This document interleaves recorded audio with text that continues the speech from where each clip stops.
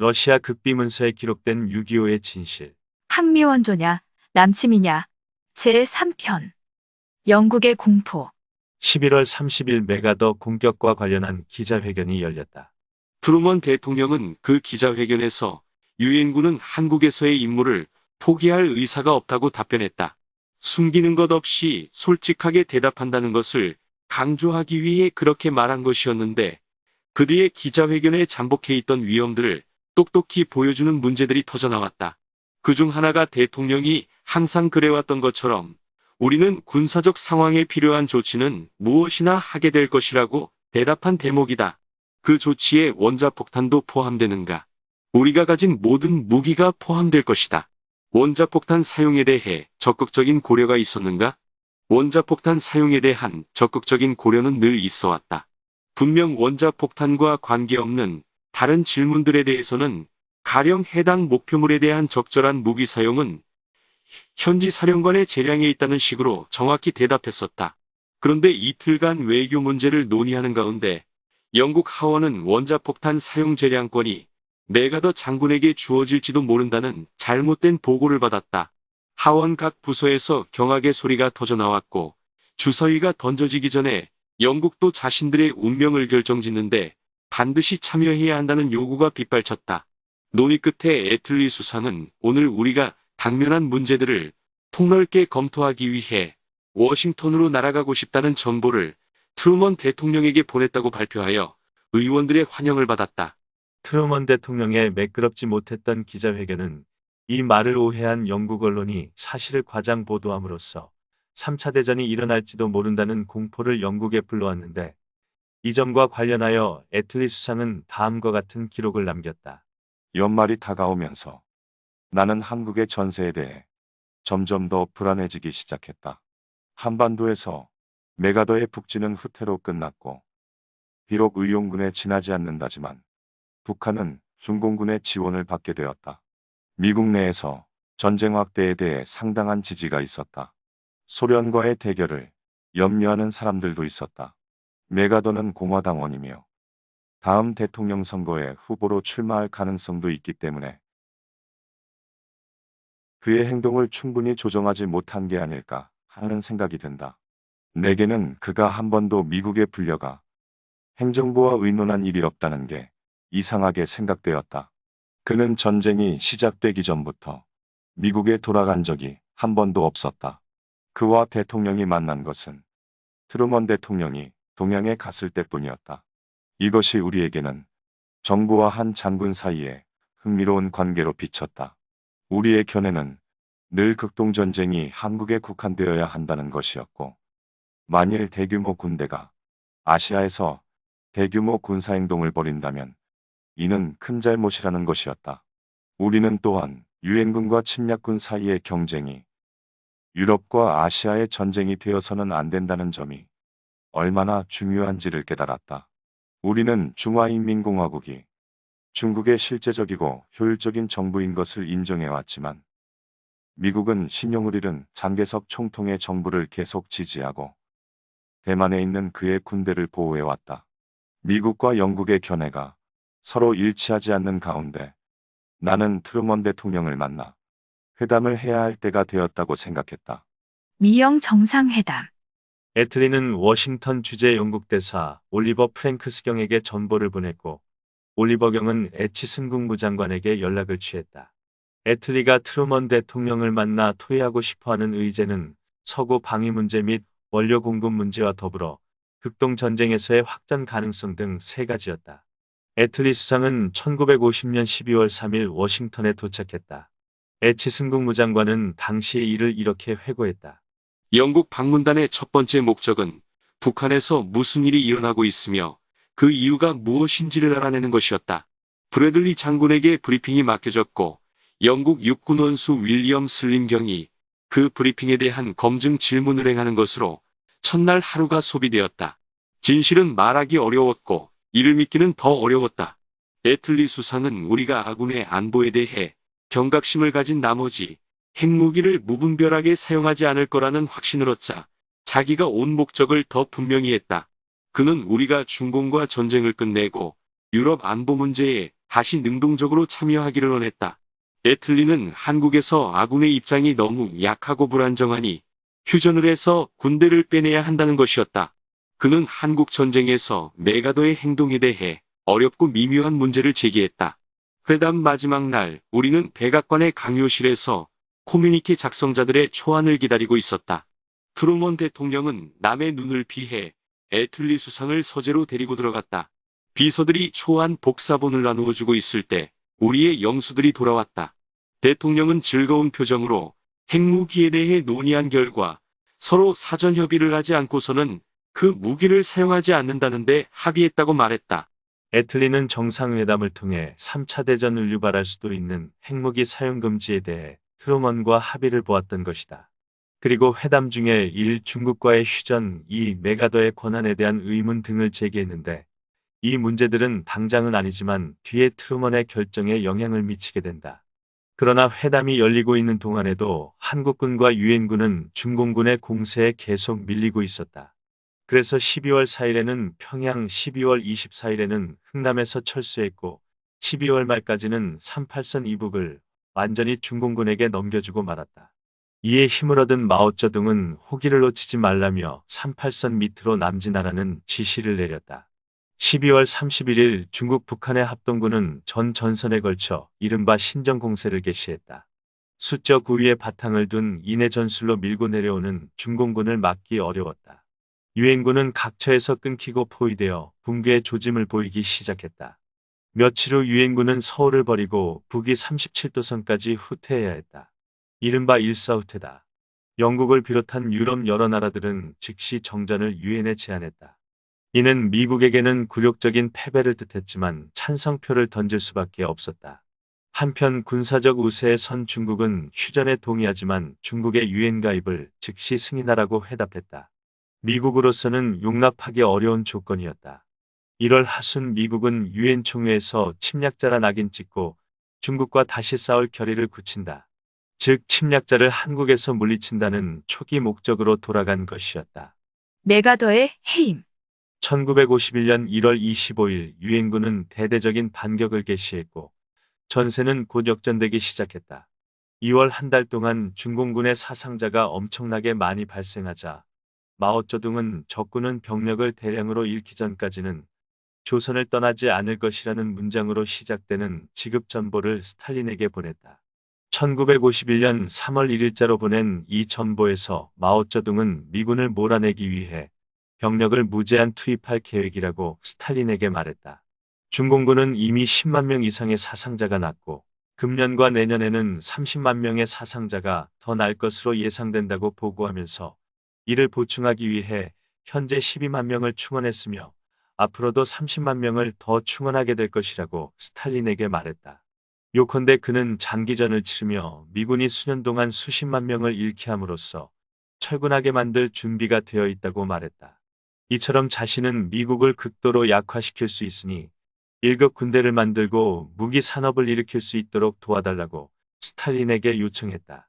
이때 요청으로 중국은 한국전쟁이 끝날 때쯤 미국이를 포함한 군용기 3,000대를 보유하게 됨으로써 공군력 세계 제3위의 국가로 도약하고 매년 전투기 3,600대를 생산해낼 수 있는 비행기 공장을 갖게 된다.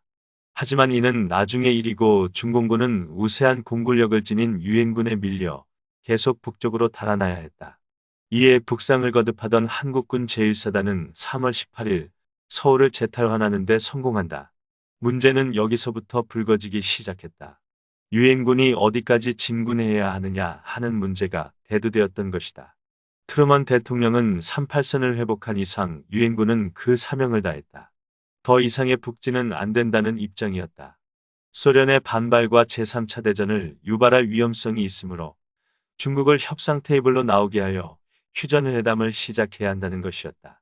그러나 메가더는 위험에 처한 한국을 방위하여 통일시키겠다던 대통령의 단호한 결의는 어디로 가고 패배주의로 전락해버렸는가 하고 비난하면서 3월 24일 유엔이 유엔군에게 부과하고 있는 제한 사항을 철폐하면 중국을 군사적으로 붕괴시킬 수 있다는 요지의 성명을 발표했다. 이것이 트루먼을 자극했다. 그날 나는 커다란 충격을 받았다는 말밖에 할 수가 없다면서 웨이크섬 회담 후 나는 그가 대통령의 권한을 존중해 주기를 바랐다는 말로 메가더의 도전에 대한 불쾌감을 회고록에 적었다. 4월 1일 그는 에치슨 국무장관을 불러 이 문제를 논의했고 에치슨은 이를 마셜 국방장관에게 전했다. 4월 2일 에치슨 국무장관, 해리먼 특별보좌관, 브래들리 합참의장, 마셜 국방장관 등 4명은 메가더 해임안을 작성해 백악관으로 가져왔고 트루먼은 이 서류에 서명했다. 그리고 4월 11일 긴급 기자회견을 연 트루먼은 메가더 원수를 지휘관으로 한 모든 권한으로부터 해임한다고 발표한 뒤 그 후임에 리찌웨이 8군 사령관을 임명했다. 휴전 협상. 메가더가 해임된 뒤 중공군은 북한군과 합세하여 대규모 충계 공세를 2차례나 감행했지만 막강한 화력을 지닌 유엔군에 의해 모두 격퇴되었다. 5월 이후 유엔군과 중공군은 38선을 사이에 두고 소강 상태에 들어갔다. 6월 1일 트리거버리 유엔 사무총장은 대략 38선을 따라 휴전하게 되면 유엔의 목적을 충족시킬 수 있다는 여지의 성명을 발표했다. 메가더의 해임 후 전쟁을 확대하지 않으려는 미국의 방침이 반영된 성명이었다. 엄청난 인적, 물적 희생에도 불구하고 군사적 수단으로 한반도를 통일하는 것이 사실상 불가능하다는 것을 깨닫기 시작한 마오쩌둥은 이 같은 휴전 제안을 내심 반겼다. 그래서 이 문제를 상의하기 위해 밀사를 보내겠다는 전보를 스탈린에게 보냈다.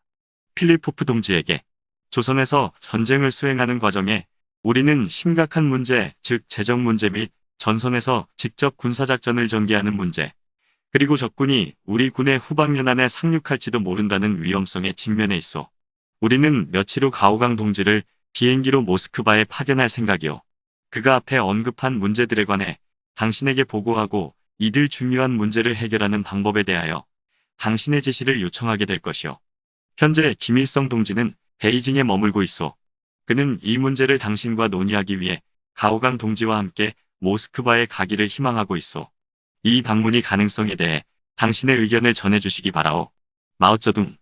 6월 7일 미 국무장관 에치스는 이 유엔 사무총장이 언급했던 것과 비슷한 내용의 성명을 발표했다. 이 무렵 마오쩌둥이 보낸 가오강과 김일성이 모스크바를 방문했다. 회담을 마친 스탈린은 마오쩌둥에게 다음과 같은 전보를 보냈다. 마오쩌둥 동지에게 오늘 만주와 조선에서 온 대표들과 대화를 나누었소. 이 자리에서 3가지 문제가 제기되었소. 첫째, 휴전에 대해서 현 시점에서 정전이 유익하다고 판단했소. 둘째, 군사고문에 대해서 만일 당신 쪽에 필요하다면 당신의 요구를 수락할 용의가 있소. 셋째, 16개 사단이 사용할 장비 공급에 대해서 우리 쪽에서 이론은 없을 것이오. 당신이 파견한 대표단이 당신에게 보고할 것이므로 상세한 이야기는 생략하겠소. 중국과 의견을 조율한 스탈린은 야콥 말리크 유엔 대사를 시켜 6월 23일 평화의 가치라는 라디오 연설을 통해 교전 당사국 간의 협상을 제안했다. 이틀 후 중국인민일보는 중국인민도 말리크의 화평 제안을 지지한다고 보도했다. 1951년 6월 27일 미 국무부는 모스크바 주재 앨런 커크 대사에게 소련의 속셈을 타진해보라고 지시했다. 커크 대사는 그로미코 소련 부회상을 만나 말리크의 성명이 소련 정부의 공식 입장임을 확인하고 대책을 준비하기 시작했다. 휴전 회담에 대한 스탈린의 지시. 한편 휴전에 대한 국제적 움직임이 활발해지자 김일성은 북한이 향후 어떤 태도를 취해야 하는지 마오쩌둥에게 묻는 전보를 보냈다. 마오쩌둥 동지. 금년 6월 23일 라디오 방송으로 행한 말리크의 연설은 미국인들 사이에 조선에서의 휴전 문제에 대한 관심을 불러일으켰습니다. 리찌웨이가 협상을 원한다면 우리는 어떻게 답변해야 합니까? 이 문제에 관한 당신의 구체적인 의견을 빨리 알려주시기 바랍니다. 1951년 6월 29일 김일성. 김일성의 전보를 받은 마오쩌둥은 6월 30일 휴전 문제에 대한 행동 지침을 묻는 전보를 스탈린에게 보냈다. 김일성, 마오쩌둥, 스탈린으로 릴레이되는 이 전보만 보아도 당시 그들 사이의 서열을 알 수 있다. 같은 날 스탈린은 다음과 같이 답전했다. 휴전에 관한 당신의 전보를 받았소. 우리 견해로는 휴전 협상을 하기 위한 그쪽 대표와 만나는데 동의한다는 것을 라디오 방송을 통해 리찌웨이에게 즉시 해답해줄 필요가 있어. 이 발표문은 조선인민군 사령관 및 중국 위용군 사령관, 즉 김일성 동지와 펑더화이 동지가 서명하지 않으면 안 돼요. 만일 중국 위용군 사령관의 서명이 없으면 미국은 조선 측 대표의 서명 하나만 가지고는 아무런 의미를 부여하지 않을 것이오. 원산 지역에 있는 덴마크 병원선을 회의 장소로 하자는 제안은 단호히 거절할 필요가 있어. 38선상에 개성지구에서 회의를 갖자고 주장해야 하오. 현재 휴전 문제에서 당신이 주도권을 잡고 있다는 점에 유념하여 회의 장소에 대한 문제에서 미국의 양보를 얻어내야 할 것이오. 협상의 주도권을 잃지 말라고 코치하면서 스탈린은 마오쩌둥에게 다음과 같은 당부의 말을 덧붙였다. 당신은 전보에서 휴전 협상에 대한 모스크바의 지시를 내려달라고 제안했소. 이는 생각할 수도 없고 필요치도 않은 일이오. 협상 주도는 마오쩌둥 동지, 당신에게 달린 일이오. 우리가 줄 수 있는 것은 기껏해야 개별 문제에 대한 조언뿐이오. 우리는 또 김일성과 직접 연락을 취할 수가 없소. 당신이 연락을 취해야 하오. 필리포프. 스탈린은 휴전 협상에 대한 책임을 마오쩌둥에게 떠넘겼다. 한국 전쟁에 개입했다는 흔적을 남기지 않기 위해서였을 것이다. 이날 여러 통의 전보를 주고받으며 스탈린과 조율을 끝낸 북한과 중국은 7월 1일 개성에서 휴전회담을 갖자는 제안을 유엔군 측에 내놓았다. 이에 따라 7월 8일 개성에서 휴전회담 예비회의가 열렸고 7월 10일부터는 휴전회담 본회의가 개최되었다. 지루한 휴전회담. 이로부터 지루하게 지속되는 휴전회담에 대해 트루먼은 다음과 같이 말했다. 첫 회합부터 공산 측은 문제를 자기 측에 유리하게 끌고 나갈 때까지 지연작전을 쓰겠다는 의도를 여실히 드러냈다. 그 후 여러 달 동안 처음에는 조이제도, 나중에는 해리슨 장군을 수관으로 하는 우리 협상 대표들은 임무 수행에 있어 놀라울 정도의 인내심과 일관성을 발휘했다. 전투 상황을 보고받을 때도 그랬었지만 나는 휴전 협상의 진행 상황을 매일 상세히 보고받았다. 유엔 측은 선휴전 후 협상을 고수한 데 반해 공산 측은 선협상 후 휴전을 주장했다. 협상은 지루하게 이어졌다. 지연책은 스탈린이 잘 쓰던 협상 전략인데 북한과 중국 대표들은 그의 조종을 받고 있었다. 만일 휴전회담이 실패로 돌아간다면 그 책임은 우리 측이 아니라 적에게 있다는 것을 전 세계에 분명히 알릴 수 있는 조건이 되어야만 한다고 나는 누차에 걸쳐 분명히 밝혔다. 협상은 남북 통일이 실현되지 않는 한 어떠한 협정도 받아들일 수 없다는 이승만 대통령의 누차에 걸친 성명 발표로 애를 먹기도 했으나 그래도 9월과 1월 사이에 상당한 진전을 보았다. 이 기간 동안에는 협상이 타결될 것처럼 보였다. 그러나 새로운 문제들이 불거졌다. 그 가운데는 코리아를 어떻게 표기해야 하느냐 하는 사소한 문제도 있었으나 가장 까다로운 것은 전쟁 포로의 송환 문제였다. 그러나 공산 측은 포로 교환 문제에 있어 여전히 양보하기를 거부했다. 그들은 자기 측의 억류된 포로 전원과 우리 측의 억류된 포로 전원의 교환으로 냈다. 나는 비공산주의자를 공산 치하로 강제 송환하는 결과를 가져올지도 모르는 포로 협정에 절대로 동의할 수 없다는 점을 분명히 했다. 이후 협상은 교착 상태에 빠졌다. 해가 바뀌면서 미국의 대통령도 바뀌었다. 제34대 대통령에 취임한 드와이트 D. 아이젠하워는 2월 2일 연두교서를 발표하면서 휴전회담의 교착 국면을 타개하기 위해 강도 높은 연설을 행했던 것으로 회고했다. 휴전회담은 오랫동안 교착 상태에 빠져 진전되지 않고 사실상 중단되어 있었고 전쟁도 거의 종결된 것 같은 형국이었으므로 이를 타개하기 위해서는 우리 쪽에서 이 견딜 수 없는 상황에 종지부를 찍는 어떤 결정적 조치를 취할 필요가 있다고 생각했다. 하나의 가능성은 만족할 만한 진전이 없을 경우에 우리는 무기의 사용에 제한을 두지 않고 단호하게 행동할 것이며 전투 지역을 한반도에 국한시키는 책임을 더 이상 지지 않겠다는 것을 공산당국에 알리는 일이었다. 이 연설에서 아이젠하워는 놀랍게도 원자폭탄의 사용을 언급했던 것이다. 스탈린의 죽음. 하지만 당시 교전 당사국의 하나인 마오쩌둥은 아이젠하워의 이 협박연설을 감미로운 음악 소리로 받아들였다고 한다. 아이젠하워로 인해 그는 자신이 가장 원하던 핵무기를 스탈린에게 요구할 수 있는 구실을 얻었기 때문이다. 국가경제위원회 주석을 지낸 보이보는 1950년대 초에 마오 주석은 회의나 무엇을 할 때는 늘 우리가 원자폭탄이 없다는 사실을 언급하곤 했다. 그는 말하고 또 말했다. 마오 주석은 정말 갈망했었다고 회상했다. 1945년 히로시마에 원자폭탄이 처음 투하된 이래 오랫동안 그것을 소유하고 싶어 했던 마오쩌둥은 아이젠하워가 핵무기의 사용 가능성을 언급하자마자 중국 최고의 핵물리학자인 친산장을 모스크바에 파견했다. 마오쩌둥의 메시지를 요약하자면 이런 것이었다. 내게 원자폭탄을 달라. 그러면 당신도 미국과의 핵전쟁에 끌려 들어가지 않게 될 것 아닌가? 여기서 스탈린은 진퇴양난의 입장에 빠지게 되었다. 그는 상호방위조약을 맺고 있는 사이라도 중국에 원자폭탄을 주고 싶은 생각이 없었다. 그러나 아이젠하워의 핵전쟁 협박에 대해서는 걱정이 앞섰다. 이처럼 중국과 미국 양쪽으로부터 심한 스트레스를 받던 스탈린은 마침내 한국 전쟁을 끝내기로 결정을 내린다. 소련 최고 기밀문서를 접할 수 있었던 군사 책임자 볼코고노프 장군에 따르면 스탈린은 1953년 2월 28일 한국 전쟁을 끝내기로 결정을 내리고 동료들에게 다음날 행동에 옮길 계획임을 밝혔는데 바로 그날 밤 뇌졸중으로 쓰러졌고 3월 5일 숨을 거두었다고 한다. 스탈린이 죽은 뒤 소련은 한국에 대한 정책을 바꿔 전쟁 종결에 방침을 붙였다. 1953년 3월 29일 소련의 특별대표 V. 쿠즈네초프와 페드렌코가 평양을 방문하여 소련의 새 방침을 전달했다.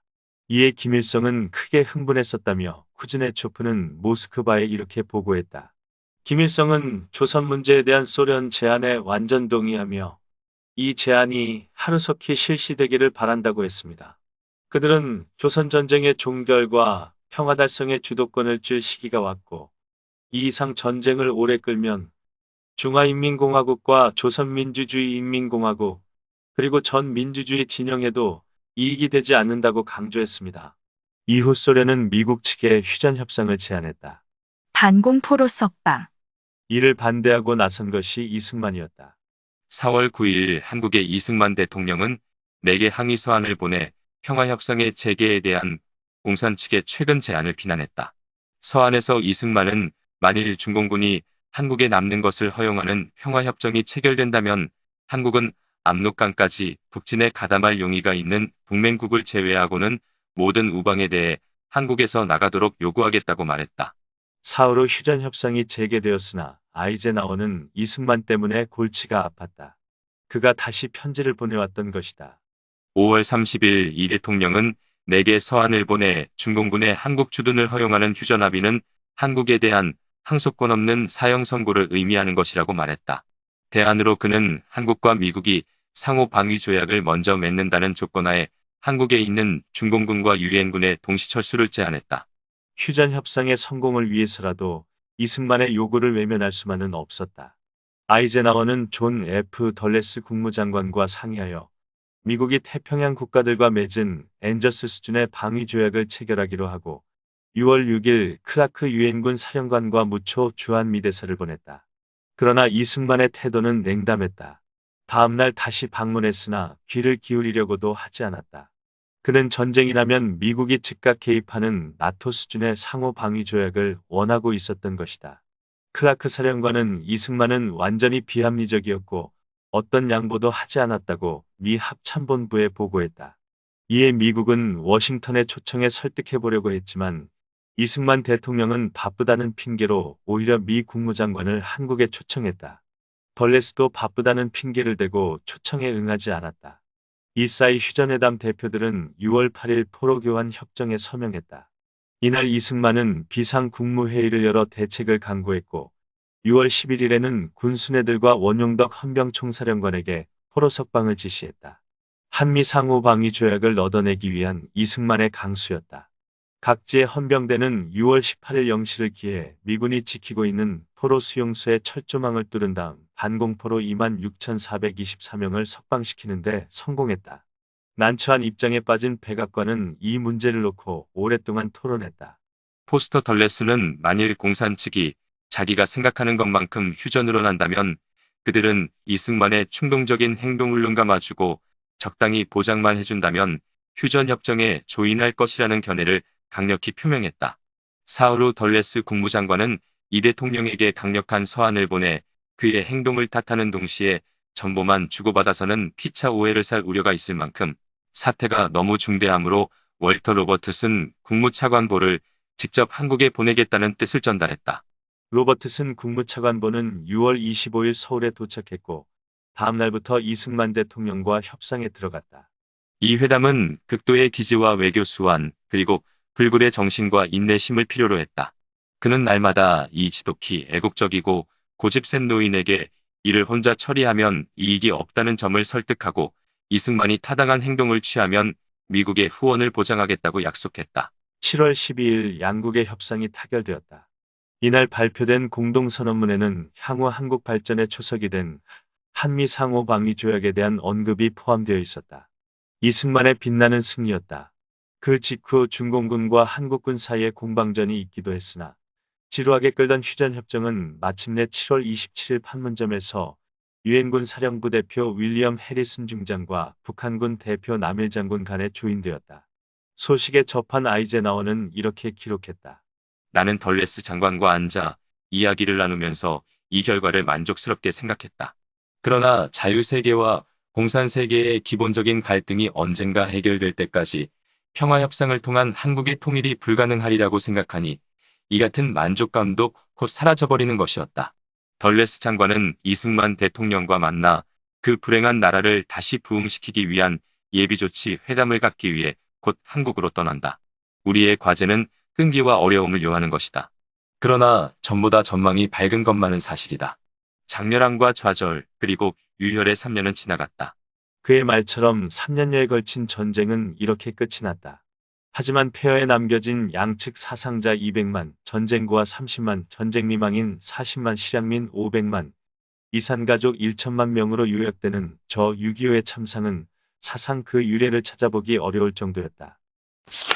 이번 편을 재미있게 읽으셨다면 좋아요와 구독을 눌러주세요. 그리고 6.25 전쟁 발발에 결정적 역할을 한 영국 스파이들을 밝힌 베노나 프로젝트도 읽어주세요.